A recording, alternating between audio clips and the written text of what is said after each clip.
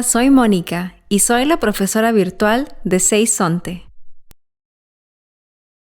Hoy te voy a enseñar cómo usar los verbos reflexivos. También vas a aprender unos verbos de la rutina diaria. Comencemos. Bienvenido a El Son.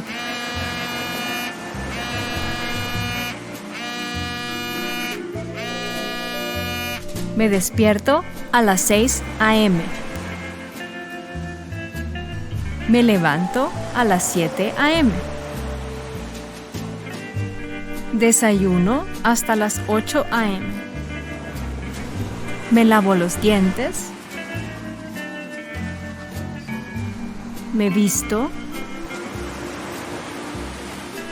Trabajo hasta las 4 p.m.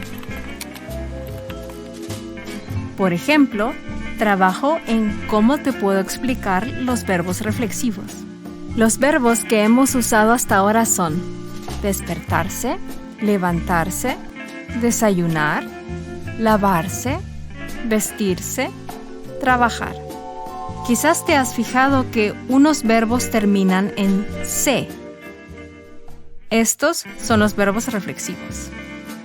Los otros verbos también son importantes, pero no son verbos reflexivos.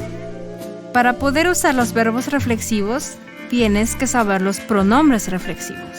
Me, te, se, nos, os.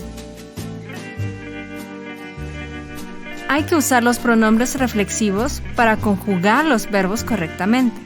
Yo me levanto, tú te levantas, él, ella, usted se levanta, nosotros nos levantamos, vosotros os levantáis, ellos, ellas, ustedes se levantan.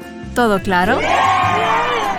El pronombre reflexivo siempre está delante del verbo, pero hay excepciones.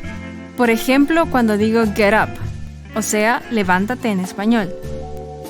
En este caso, el pronombre está detrás del verbo. ¿Todo claro? Bueno, voy a surfear un rato. Mientras tanto, puedes hacer unos ejercicios con más verbos reflexivos. Ducharse.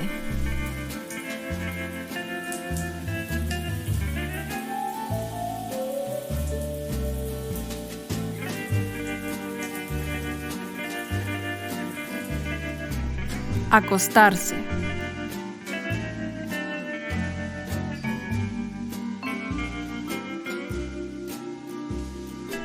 Dormirse.